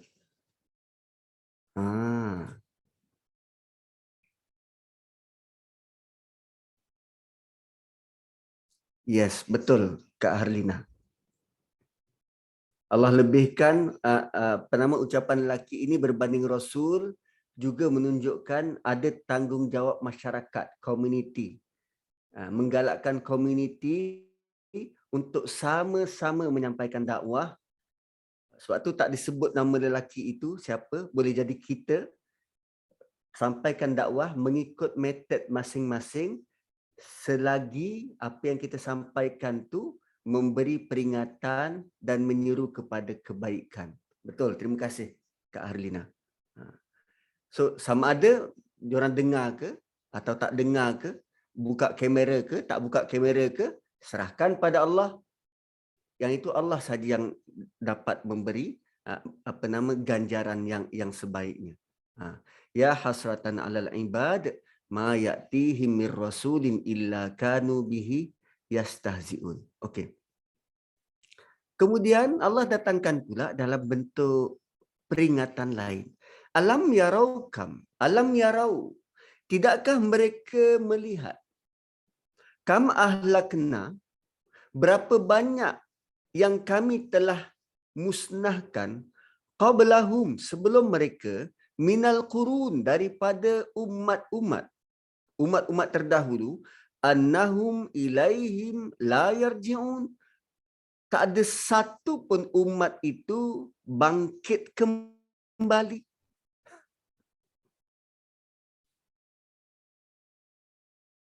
Allah bagi ingatan pada kaum tu. Kan tadi kaum tu dah dimatikan. Dan kaum tu Allah bagi tahu realiti kaum tu bagaimana. Mereka sangat menyesal kerana yastaziun, kerana mengolok-olok. Dan sekarang kalam ini ditujukan kepada Quraisy. Hai Quraisy, alam yarau, korang tak nampak ke? Allah cakap dengan Nabi. Orang Quraisy tu tak nampak ke? Alam yarau. Apakah mereka tak tahu? Kam ahlakna min qablahum. Berapa ramai kami dah musnahkan kaum-kaum sebelum mereka. Takkan orang tak tahu? Ada remnants kaum Ad, ada remnants kaum Samud. Mereka pergi ke Syam, ada tinggalan-tinggalan kaum tu. Mereka pergi ke Yaman, ada tinggalan-tinggalan. Malah bukan hanya itu, mereka tak nampak ke peristiwa Abrahah dimusnahkan seperti mana yang mereka pernah nampak dan dengar. Dan perasan tak, kemusnahan Abrahah itu antara kemusnahan dahsyat yang terakhir sebelum Nabi lahir. Dan Allah tunjukkan apa capability yang Allah boleh buat. Pada Quraisy Mekah. Alam yarau kam ahlakna qablahum minal qurun annahum ilaihim la yarji'un. Dan tak ada satu pun kaum yang tentunya kaum itu lebih hebat teknologinya, lebih hebat ketenteraannya, lebih hebat kemakmurannya berbanding kamu Quraisy Mekah, dan mereka tak seorang pun selamat. Wa in kullu lamma jami'un ladaina muhdarun, dan tiada satu makhluk pun melainkan akan dihimpunkan di hadapan kami dan semuanya dibawa datang hadir. Satunya Allah suruh Quraisy Mekah perhati sejarah. Dahulu ada kaum yang pernah tinggal di sini dan korang tahu, dan tak ada satu pun daripada keturunan mereka selamat. Dan kami nak bagi tahu, mereka semua ini, termasuk kamu, akan dikumpulkan, dibawa datang, dihadirkan di hadapan Allah di mahsyar nanti. Wa in kullu lamma jami'un ladaina muhdarun. Mereka semua akan dihimpunkan. Sekarang korang tak nampak. Dan korang tahu mereka dibinasakan. Takkan nak ikut jejak langkah itu. Tengok, cara Allah bercakap, kan kalamullah ni sangat seamless. Cerita pasal kisah silam, kemudian ubah pula bercakap dengan Quraisy, dan sekarang Allah datangkan pula bentuk peringatan ketiga. Okay, sekarang korang tengok apa yang berlaku dekat keliling. Wa ayatul lahumul ard. Ini tanda-tanda kekuasaan Allah. Antaranya adalah bumi yang mati. Bumi mati itu, Allah kata itu tanda kekuasaan dia. Bumi mati. Ahyainaha, kami hidupkan dia. Bumi yang mati, kami suburkan dia. Wa akhrajna minha habba, dan kami keluarkan daripadanya biji-bijian. Faminhu ya'kulun, dan sebahagian daripada biji-bijian itu kamu makan. Kenapa sebahagian? Ialah sebahagian yang lain untuk dijadikan biji benih. Nah, makan sebahagian daripadanya. Jangan dihabiskan. Nanti tak ada pula nak dibuat untuk menyulam biji makanan tu. So, tanda besar pertama yang Allah nak kita tengok, Quraisy Mekah terutamanya, dan kita umumnya, cuba lihat bumi yang mati.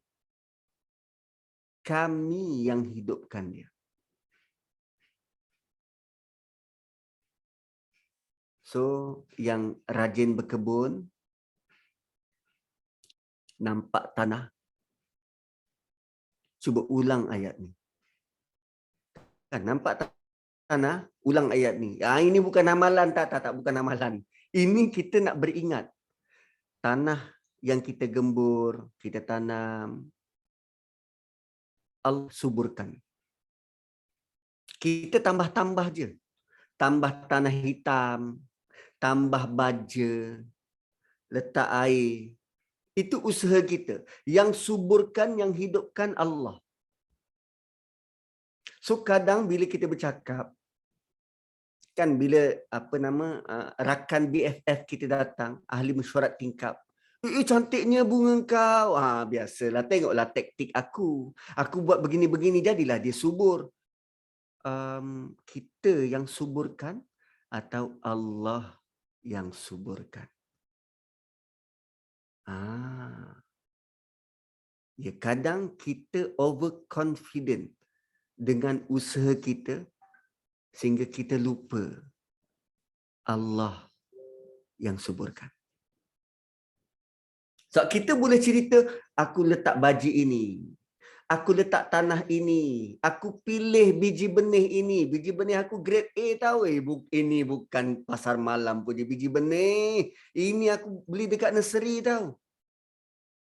Nursery tu, setiap nursery aku pergi cari, aku kaji satu persatu. Ini grade A, A+, triple A. Allah yang hidupkan. Ayat mana tu Ustaz? Wah, dia baru sedar ke? Ayat 33 puan. Ahyainaha wa ayatul lahumul ardul maitah ahyainaha. Kami yang hidupkan, kami yang suburkan. So melihat tumbuhan kita hidup subur, itulah masa yang tepat dan paling sesuai untuk kita mengkagumi kekuasaan Allah Subhanahu wa taala. Bukan kagum usaha kita, kagum pada Allah. Ya Allah, kau suburkan tanaman aku. Baru panjatkan rasa syukur. Barulah berfungsi hobi itu mengukuhkan iman.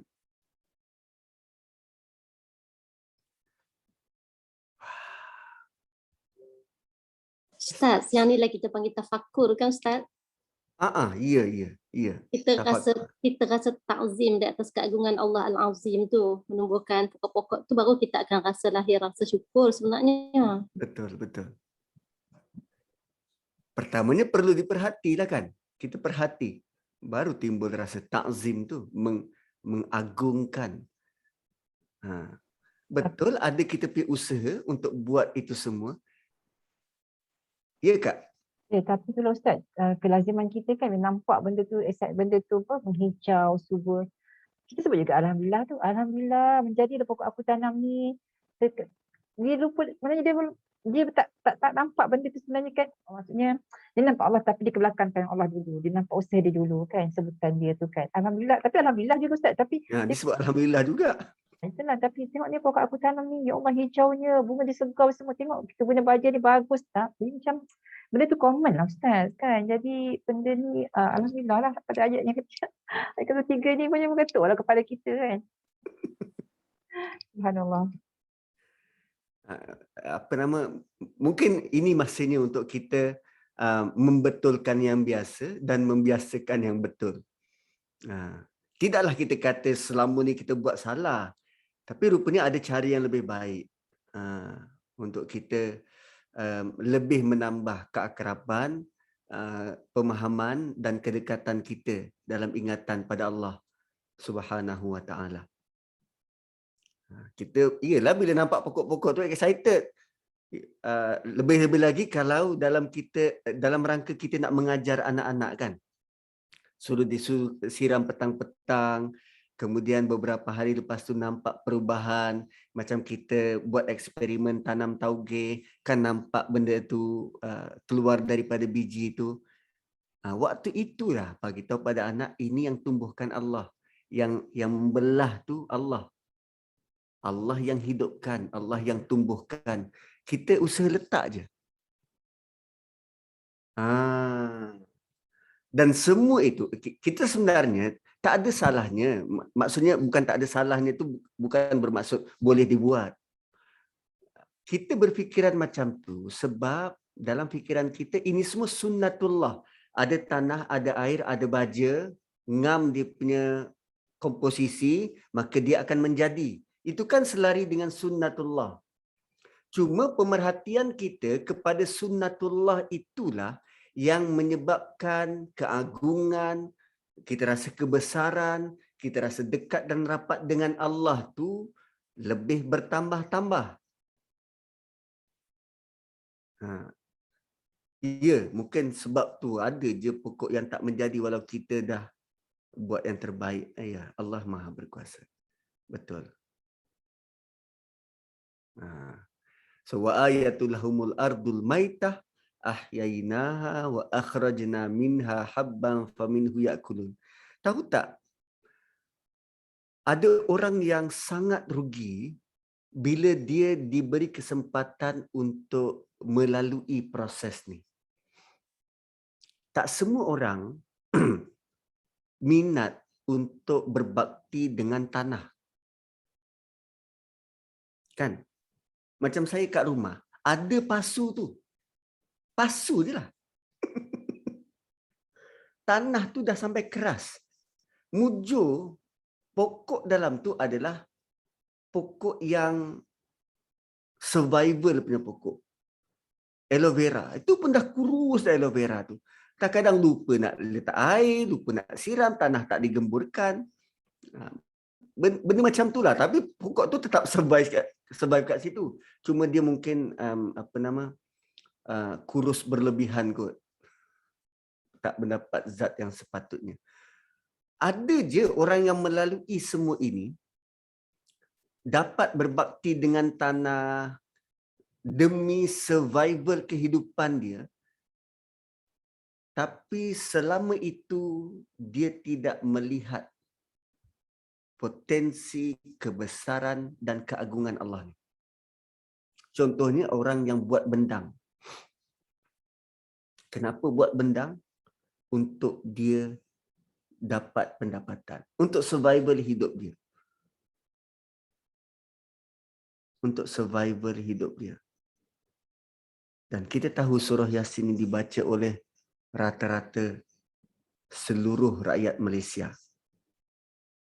yang beragama Islam. Dan ada antara mereka yang mengusahakan bendang. Bayangkan kalau dia lalui ayat ini tanpa kefahaman. Rugi. Berpuluh tahun mengusahakan bendang, nampak padi itu subur. Lalu dalam fikiran dia, oh ini untuk makan.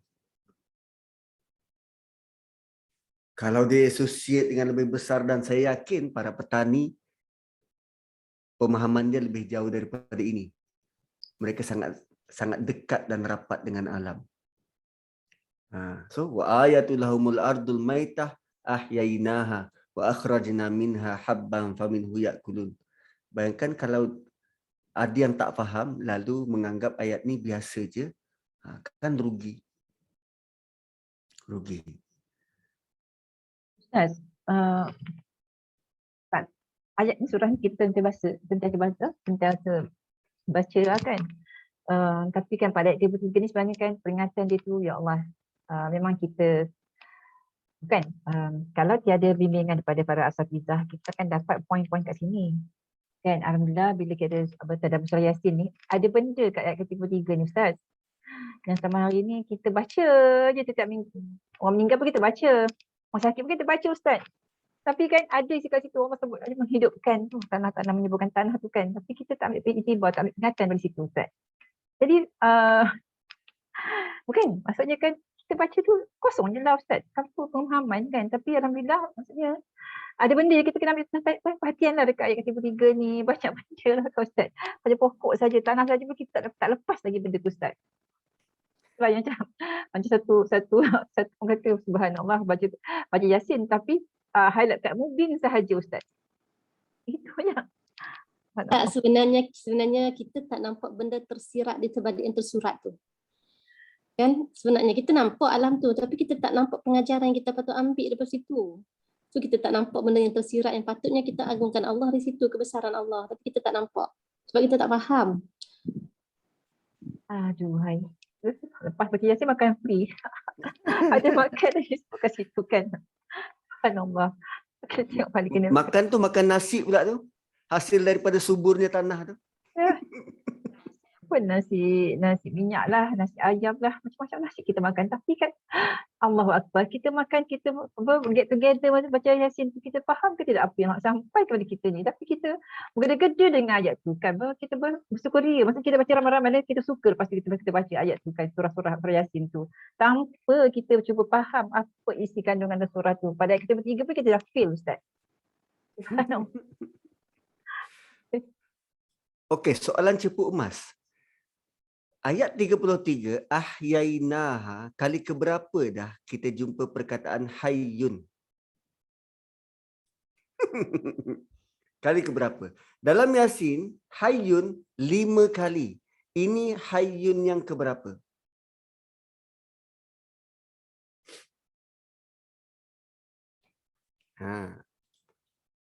Yasin ini, fokus utama dia adalah untuk menghidupkan hati. Allah sebut hayyun, hidup ni 5 kali dalam surah Yasin. Kali pertama pada ayat yang ke-12. Inna nahnu nuhyil mauta. Ayat ke-12. Ini ahyaina. Ayat sebelum tu ada tak in between hayyun? Kalau tak ada, ini yang kedua. So dengan kita menyedari bahawa Allah yang menghidupkan, maka kita harap bahawa hati kita akan hidup dengan ingatan kepada Allah yang menghidupkan. Itu lebih berharga. Sebab dalam peringatan sebelum ni, Allah bagi tahu ada hati yang mati, diberi peringatan, tak diberi peringatan sama je. Allah bagi tahu tentang peringatan yang sebelum ni yang kita baca tadi, ada satu kaum yang dengan satu pekikan mereka bergelimpangan, hati mereka kekal begitu, malah mereka melampau pula. Apa yang mereka buat? Mereka buat ejek-ejek dan olok-olok. Lalu sekarang Allah nak kita perhatikan kepada alam, perhatikan macam mana Allah hidupkan supaya dengan kita memerhatikan tu, hati kita turut hidup. 11.35.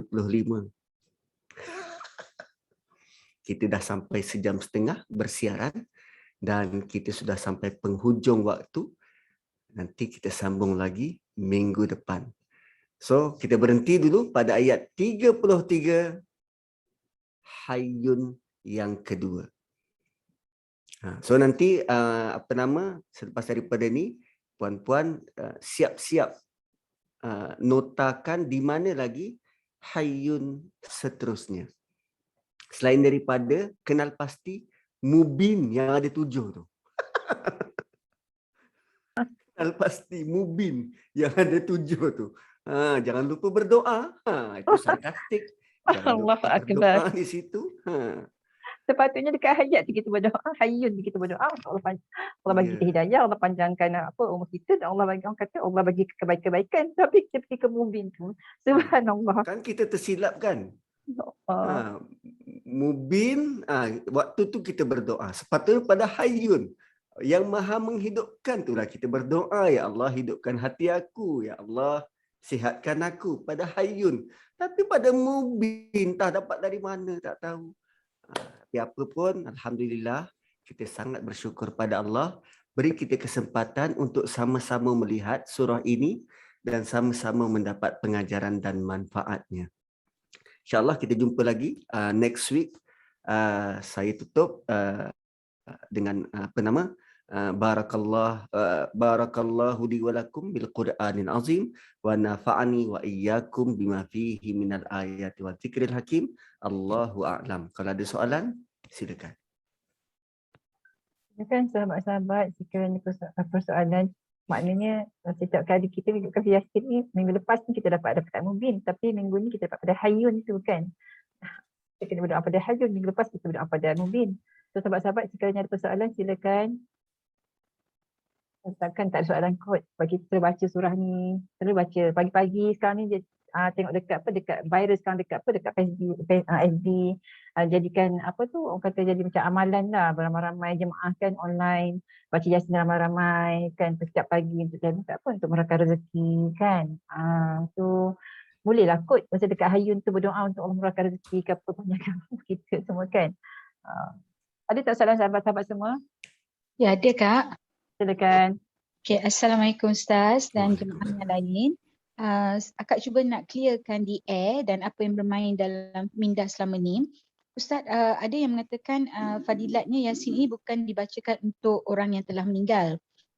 So bagaimana Ustaz boleh ulaskan dekat situ? Sebab sekarang ni kita nampak setiap kali orang nak ambil exam baca Yasin, ada apa-apa upacara semua Yasin. In fact dalam TV pun munajat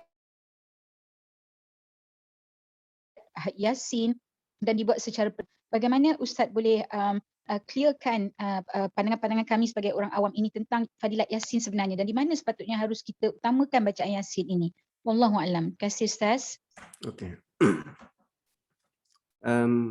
Manusia ni menjadi mulia di sisi Allah bila dia takwa. Kan inna akramakum indallahi atqakum. Dan takwa itu Nabi kata hahuna. Nabi tepuk dada dia. Hahuna. Takwa itu di hati.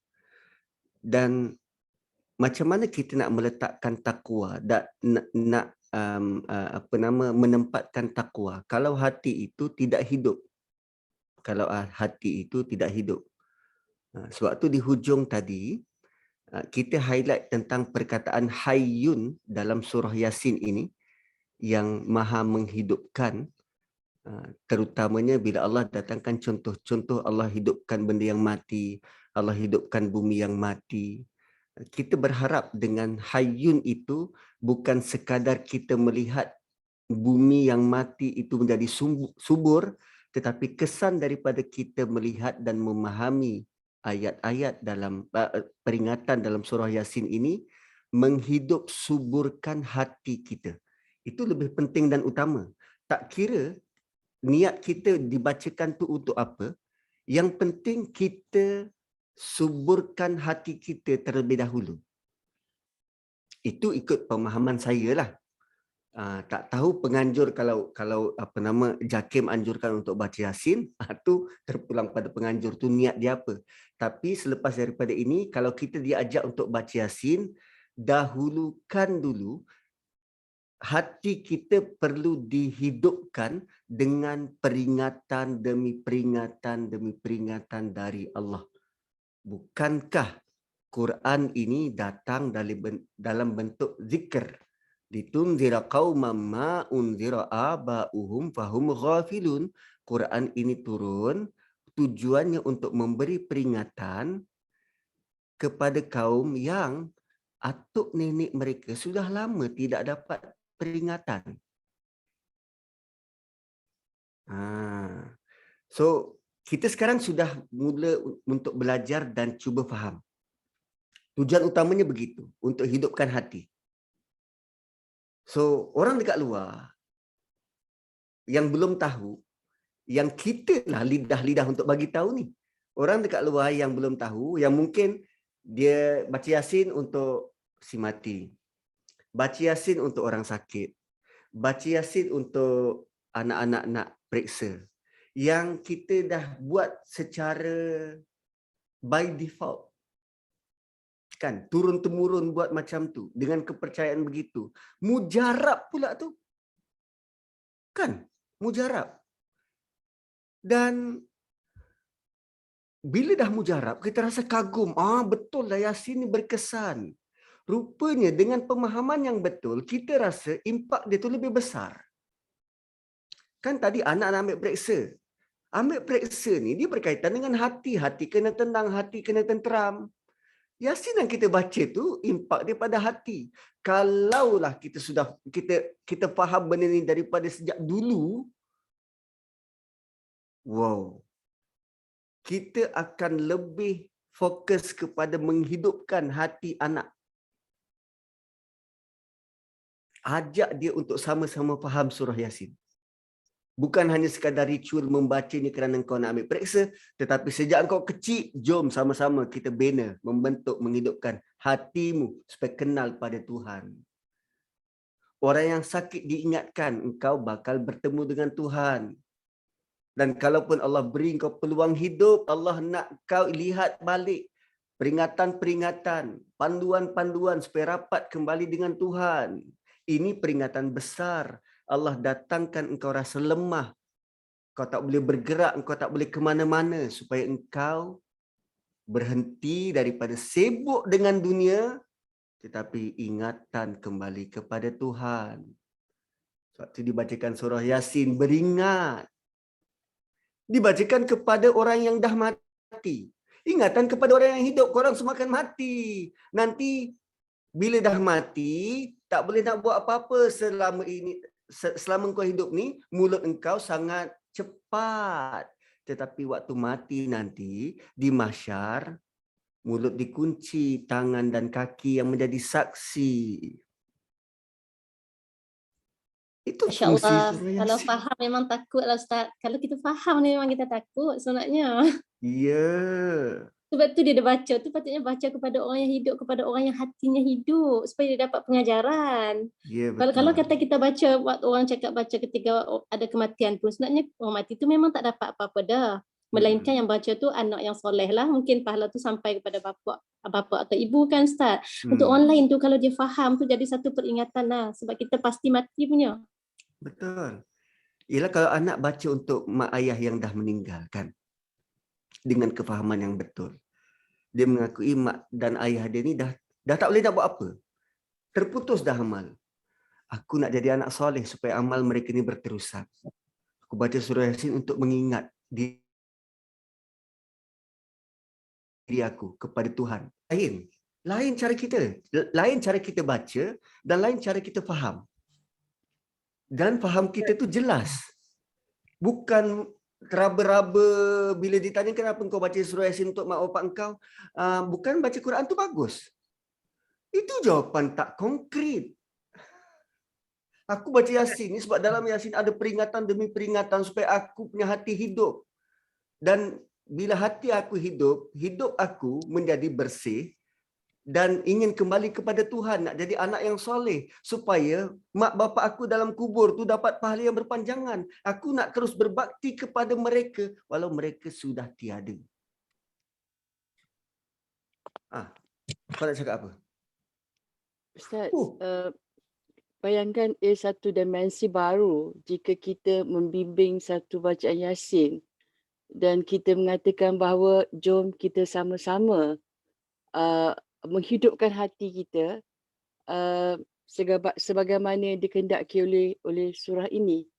Dan I guess kita boleh bawa kumpulan kita, keluarga kita dan sebagainya untuk tukar dimensi pemikiran kita. Jikalau kita biarkan di sini masing-masing hanya membawa untuk diri sendiri, Semakin alangkah baiknya jika pembimbing atau pembawa kumpulan Yasin tersebut boleh membawa satu tahap yang baru dalam memahami Yasin ini, Ustaz. Setuju Puan, setuju. Dan saya akan cuba mana-mana grup yang minta dibimbing. Kita akan mulakan dulu dengan nasihat semacam itu. Right. So mungkin kita, kalau Ustaz boleh bantu, mungkin bagi a small text mungkin untuk majlis baca untuk arwah, mungkin bagaimanakah harus teks tu berbunyi. Dan juga untuk, maybe that would be macam bantu kita untuk supaya kita dalam satu, apa kita panggil, tidak tersasar daripada apa yang kita perkatakan, Ustaz. Okey. Saya cuba. Terima kasih, Ustaz. Cadangan yang sangat baik. Terima kasih. Ya, betul Ustaz, cadangan yang sangat baik sebab macam tadi yang kita belajar, kita fokus pada benda yang salah, kita fokus kepada Mubin instead of Hayyum tadi. Hayyum. So jadi kat situ Ustaz, tidak semua orang memahami Yasin, hanya tahu membaca saja tanpa memahami. Lainlah kalau kita ni memang ada pemahaman. So di situ yang ada masalah sebenarnya Ustaz. So jadi kita pun selalu mengikuti acara-acara yang dikelolakan oleh orang lain tanpa kita memahami sebenarnya tujuan dia. Sebab kita tak tahu apa tujuan orang yang katalah nakibah tu ataupun nakib tu kan. So kita tak tahu apa tujuan yang dia adakan. Sama juga macam sekarang ni dalam stesen TV, kita baca Yasin pagi-pagi. So apa sebenarnya Ustaz kat situ, apa relationnya dengan surah ni sebenarnya? Kenapa mesti surah ni dan bukan surah lain? Allahuakbar. Okey. Terima kasih. Cadangan yang sangat baik.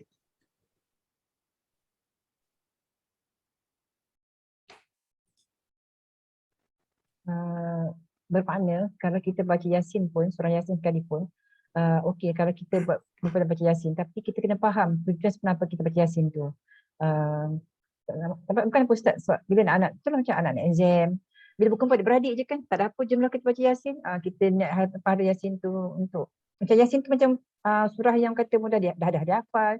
Jadi common kan, mudah, senang nak dia pun, senang nak dibawa lah kan. Belajar baca Yasin semua dah lancar. Kita kumpul-kumpul ramai baca Yasin. Ada gathering yang beradik pun baca Yasin. Apa-apa pun baca Yasin dulu, baru kita mudahkan dengan majlis apa-apa lah kan. So maknanya, tapi kayaknya boleh juga lah kan kalau kita baca Yasin tu pun sebagai satu, ke macam mana tu kan masih lagi, ataupun ada surah-surah yang lain pula kita kena perlu baca juga. Tak semestinya Yasin juga kan, sentiasa dengan Yasin saja ke? Okey.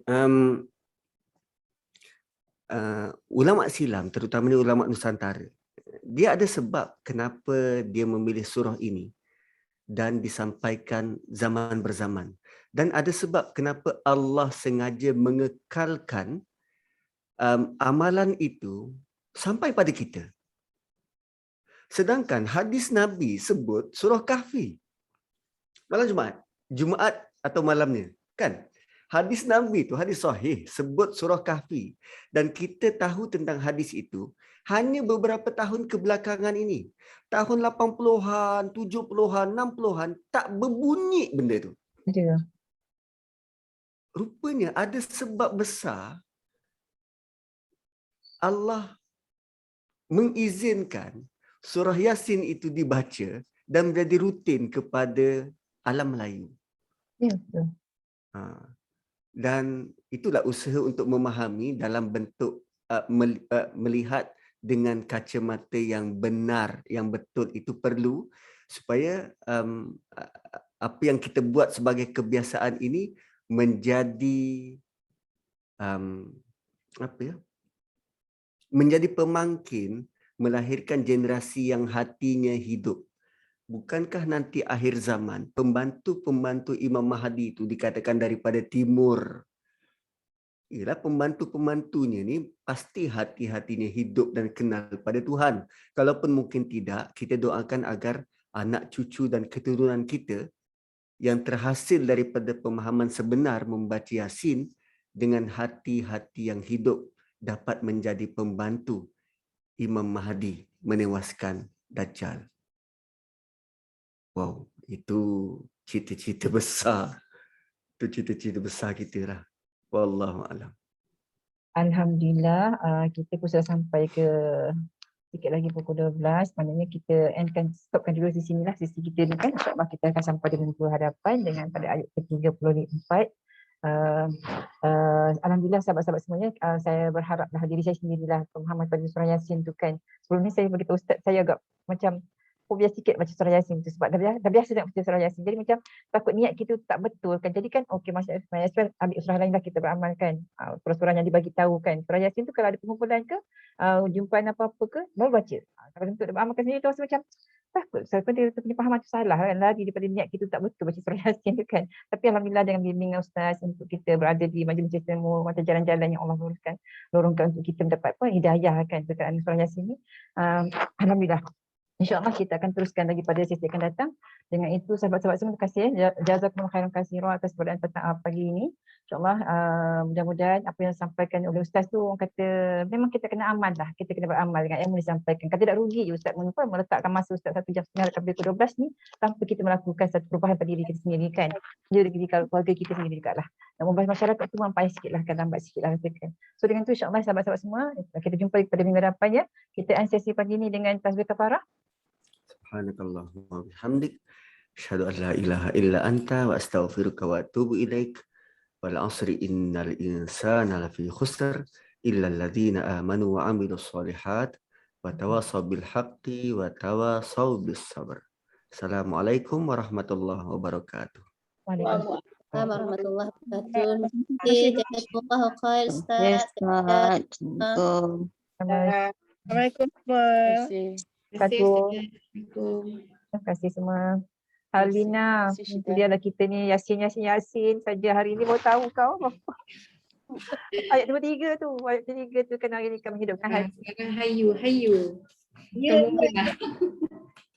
Yasin rupanya yang kita kalau meninggal bukan kita mengingatkan kita kan. Ya, Bukan kita baca untuk orang yang meninggal tu untuk kita. Tapi kan kita perlukah kita baca surah Yasin pada setiap kali orang meninggal tu, bila orang meninggal kita baca surah Yasin tu. Dan kita niatkan hadiahkan pahala tu dekat dia pula kan. Sambil macam tu kan kita buat kan. Jadi hadiah pula. Tapi memang tak silap saya Ustaz Zaruddin ada cakap kan memang ada hadis yang kata ala mautakum. Ustaz mana yang sebut? Ustaz Najib juga kot? Dah confused. Ala mautakum. Rasanya kan Kak Syida dengan Har, rasanya seleloknya untuk orang yang meninggal tu kita doakan untuk mereka instead of kita bacakan Yasin. Ya, memang kita kena bacakan doa je. Sebenarnya yang Nabi suruh tu baca doa Allahumma firlahu warhamhu wa'afihu wa'fu anhu tu. Ya, betul. Doa tu memang confirm diterima. Cuma baca Yasin tu kalau dibaca oleh anak-anak dia tu, dia akan menjadi amal jariah lah yang tu. Anak doa daripada anak yang soleh tu sampai dia tidak putus. Itu je sebenarnya. Ya, itu lebih kepada anak-anak lah sebab memang anak-anak ada ikatan silaturahmi. Ya, betul. Macam kita orang zaman setiap hari malam Jumaat Yasin. Dan dia orang kata daripada lepak kedai mamak baik baca Yasin. Itu dia punya alasannya masjid ni. Itulah. Tak bukan ni jadi satu adat kan daripada dulu-dulu dah buat. Nak buat tu tak salah tapi jangan tetapkan waktu tu wajib baca setiap malam Jumaat. Tu tak boleh tetapkan. Kalau kita nak baca kita membaca Al-Quran tak apa. Cuma dia tak ada kelebihan apa-apa lah seperti mana kita baca surah Al-Kahfi yang dijanjikan oleh Nabi itu hadis. Betul lah kan, maknanya tak dapat pahala sunnah dah sebab dia baca tu. Maksudnya kita kalau kita baca Al-Kahfi, kita akan dapat ganjaran yang dijanji Rasulullah SAW. Ya, kita dapat pahala membaca Al-Quran sajalah. Tapi tak dapat pahala sunnah lah. Sunnah yang macam suruh baca Al-Kahfi tu tak ada lah. Sebab Nabi memang suruh beramal dengan surah-surah tu surah Al-Kahfi pada setiap malam Jumaat. Hari Jumaat dan malam Jumaat kan. Tapi itulah alhamdulillah ya, pada saat dia langsung, betul tak? Maksudnya kita ni walaupun dah macam kami Alina dah umur dah 50-an ni kan, masya-Allah kan dah orang kata kami mudah beramal dengan tu, tapi alhamdulillah Allah masih lagi bagi kefahaman di ujung usia ni kan. Ya, contohnya kan kita ada macam Ustazah Nawiyah kan dia bawa untuk 7 mubin. Jadi bila kita baca makna tu kita rasa macam kenapa aku kena berhenti kat 7 mubin ni ya? Mubin Saya bila tengok balik kenapa kena berhenti kat 7 mubin ya? Ayat tu kadang-kadang ada jual keras Ustazah Nawiyah ya? Tak ada sebab kami dekat Nilai ni, dekat kawasan Nilai Negeri Sembilan ni, Memang kadang-kadang Ustazah Nawiyah ada bawa lah, tapi saya tak join lah. Sekali je saya join. Lepas tu bila saya tengok kenapa, in fact dia ada keluarkan satu buku iaitu 7 Mubin. Yasin 7 Mubin. Memang ada buku tu. So jadi bila saya tengok balik kenapa kena berhenti kat 7 Mubin ni? Memang soalan tu saya tertanya-tanya. Kenapa kena berhenti kat 7 Mubin ni dan disuruh kita berdoa? Kan dalam buku tu sampai kat 7 Mubin kita baca ayat kursi, kita doa. Lepas tu kita start daripada awal sampai kat 7 Mubin. So jadi saya terfikir kan, kenapa kat 7 Mubin? Dan hari ni kita takut kita nak buat amalan tapi lama kita rasa bosan dengan amalan tu. Sebab memang membosankan, sebab dia akan start ayat 1 sampai first Mubin. Kemudian patah balik pada ayat 1 pergi kepada second Mubin. Lepas tu dah habis Mubin yang kedua, patah balik pada ayat 1 pergi kepada yang 3, Mubin ketiga. So itu yang dikatakan 7 Mubin. Dan itu dikatakan cara bacaan Yasin 7 Mubin. So jadi saya terfikir sampailah hari ni bila tadi Ustaz kata macam siapa Kak Syida ke siapa cakap tadi kan, kita berhenti pada Mubin sedangkan semua orang kenal Mubin tapi orang tak kenal Hayyum kat situ. Iaitu sifat Allah yang maha berdiri dengan sendirinya. Betul, yang maha hidup kan? Yang Hayyul Qayyum kat situ. So jadi itu yang sebenarnya orang salah faham tentang Yasin. Dan pernah satu ketika kalau kat kawasan saya ni ada kawasan surau sini, kalau ada orang meninggal je, okey jom kita ramai-ramai baca Yasin. So, jadi saya macam saya lah orang yang akan terkeluar sebab saya tak percaya pada benda tu. Dan kalau saya nak hadiahkan pun habis-habis saya akan doakan je lah macam Allahumma firlahu wa Allahumma firlaha, itu saja. Wallahualam. So jadi alhamdulillah lah, terima kasih lah dengan anjuran ni kan Kak Syida dan jemaah-jemaah Ahsanul Amalah ni, kita dapat pencerahan yang alhamdulillah. Moga-moga kita dah mula sedar yang bacaan itu sebenarnya bukan untuk orang yang meninggal. Sebab kalau kita pergi mana-mana majlis pun, kalau kita pergi ziarah orang meninggal, mesti diletakkan surah Yasin kat depan tu. Kan? Itu yang sebenarnya yang kita nak betulkan balik konsep tu, macam mana kita betulkan baca Yasin pada malam Jumaat. Sekarang ni kita dah baca Yasin, kita dah baca Kahfi. Kan? Mungkinlah ia mengambil masa, wallahualam. Itu yang saya nampak lah Kak. Itu yang saya refleksi diri yang saya nampak, kenapa Yasin. Kalau macam tadi siapa cakap jemaah juga cakap tadi, puan tu cakap kita baca Yasin, anak-anak baca Yasin. Tak kisah anak-anak baca Yasin ke, anak-anak baca Quran ke, kan untuk ibunya tetap akan sampai. Sebab saya ingat lagi ketika arwah mak saya meninggal, saya dah baca Yasin, kita dah habis baca Yasin, kemudian kita tak tahu apa lagi surah nak baca. Takkan nak baca Yasin sampai 7 kali, 10 kali, betul tak?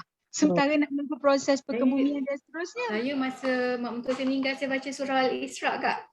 Allahuakbar. Sebab ada ayat apa tu, wala takulah apa ni yang apa, jangan cakap dengan mak ayah tu kan, jaga mak ayah. Masya Allah. Macam saya ketika arwah meninggal tu saya dah habis baca Yasin, kemudian kita bacalah surah-surah lazim yang saya baca. Kita bacalah surah Waqi'ah dan seterusnya. Ada seorang hamba Allah ni saya tak kenal, ada pada waktu ibu saya meninggal tu, dia kata tak payah, mana ada orang baca surah Waqi'ah. Saya cakap tak kisah pada saya, tapi saya tak jawab lah. Yang penting dia ayat Quran sebab saya nak hadiahkan ayat Quran pada ibu saya. Kan? So, jadi kita faham maknanya manusia salah faham. Maksud kita lah. Jadi wajib dan satu kesalahan kalau tak baca. Kan? Baca surah lain tak kisahlah. Semua ayat tu relevan, ada peringatan dia yang memang akan Sekarang ni tugas kita sebagai ibu-ibu ni, kita didik daripada bawah dululah, kita didik anak-anak kita dulu. Jadi kalau kita tak mampu nak sampaikan kepada masyarakat luar, sebab susah nak sampaikan perkara ni, sebab apa? Sebab dia jadi satu kebiasaan. Jadi bila kita sampaikan nanti kita kena kecam macam tu. Jadi kita mulakan daripada peringkat anak-anak kita dulu, sampaikan kepada anak-anak kita, sebab anak-anak kita tu yang akan menjadi generasi tu nanti. Betul. Buat macam tu dulu. Tapi kan Syida kawan-kawan, tapi kalau ingat Ustaz sebut tadi, kita bersangka baik sebab Allah izinkan untuk kita di Nusantara ini to practice that for a reason. So kita tunggu Ustaz datang balik next class. Apakah sebenarnya yang Ustaz lihat yang mengatakan bahawa macam Ustaz sendirilah, dia kata okey nanti bila saya mengetuai atau memimpin Yasin, semaknanya practice ni it's not all that bad kot, I do not know. Tapi Ustaz kata tadi Allah mengizinkannya for a reason. So mungkin kita akan lihat apakah yang Ustaz akan bawa lagi in the next class behind the reasons tadi tu. Mungkinlah ya. Rina cakap tadi, Saya Rina rasa cakap tadi. dia, Mungkin kita dapat bigger picture kot. InsyaAllah. dia okey, cuma kena wrong. betulkan sudut pandang masa baca tu. Ya Bukan betul. untuk Saya setuju. apa-apa Rather than membabi khasiat ke buta apa lah. tak. Sebab Kalau kita orang ni baca tu lepas baca tu tak ada rasa apa pun, tak ada rasa nak bersedia untuk mati macam orang yang dibacakan tu pun. Yeah. Tak ada. Tapi I think masyarakat kita ni kita ada masalah herd mentality. Sekarang herd immunity tak terjadi. Tetapi I think salah satu perkara yang kita akui lah, the tendency untuk ada herd mentality. Dan kita ikut je tanpa memahami. So insyaAllah kita harap Ustaz boleh hurai lebih lagi dan mungkin memberi kita satu pandang yang lebih luas kot, a more holistic perspective kot insyaAllah. Okay, Alhamdulillah. Terima kasih for sharing everyone. Okay. Thank you. Assalamualaikum. Syida. Kak Syida, terima kasih. Assalamualaikum. Syida, Kak Tun ada satu cerita betul yang Kak Tun sendiri buat lah.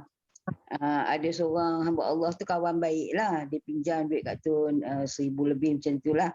Kita ni nak buka mulut, nak minta pun segan kan. Lepas tu saya kebetulan sebelum tu saya pergi ke pondok Ustaz Kazim. Dia ada cerita pasal tu, dia kata senang kalau orang hutang kita nak bila kita baca Yasin tiap-tiap kali sampai kat mobil sebut nama dia, ya Allah Tuhanku, lembutkan hati dia bayar. So kata lepas tu memang Kak Tun buat sungguh-sungguhnya. Bila baca Yasin kita memang baca Yasin selalu kan, baca. Lepas tu yalah mungkin yang kita minta tu pun bukan ni kan. Betul. Elok aja. Tapi itulah malah betul, tapi itu pun kerana Allah yang ini kan. Ya, kerana Allah. Tapi sebelum tu tak pernah lah. Tapi sebab Ustaz Kazim kata tak payah pergi minta-minta ke nak bergaduh-gaduh, tak payah. Jadi kita bila dengar tu, Ustaz Kazim pula cakap kan. Jadi kita balik, saya lah personally saya balik, saya kata ada cara yang lebih lembut tu kan. Jadi saya memang kalau kat kawan-kawan pun bila ada dia cerita macam tu, saya pun dah sampai apa yang saya buat lah. Lepas tu dah bila dengar tadabbur hari ni kan. Lepas tu ya Allah, tak betul ke aku cerita ni. Tapi jadilah pada kita. Tapi kena pun betul balik lah cerita tu dah. Tak apa Kak Tun. Kak Tun tengok balik. 7 Mubin tu Kak Tun tengok balik makna dia apa. Dekat situ kita pun dah terkesima dah benda tu. Okay. Kak Tun check balik pada perkataan Mubin tu. Apa yang kita minta sebenarnya kat situ kan ada. Apa sepatutnya perkataan Mubin tu. Pada ayat tu, pada ayat tu. Kau tengok, dia punya jelaskan di Mubin yang last tu, apa sebenarnya yang dia Mubin tu akan merangkumi pada ayat yang terakhir tu juga kan. Pada keseluruhan ayat tu nanti. So akan tengok balik semula.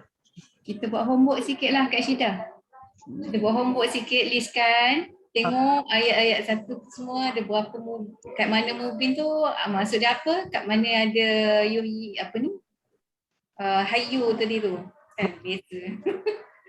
Tapi kan boleh share kat grup kan? Boleh share kat grup. Kita sama-sama info kita berbincangkan nanti insya-Allah. So terima kasih sahabat semua atas perbincangan sihat hari ini. So insya-Allah kita jumpa lagi pada minggu depan. Esok jangan lupa kelas Ustaz Endang pula. So insya-Allah kita sudah endkan sesi pagi dengan lafaz Assalamualaikum warahmatullahi wabarakatuh. Waalaikumsalam warahmatullahi wabarakatuh. Jom kita ke dapur ya. Terima kasih Atas Syida. Terima kasih semua. Sama-sama Kak Ya.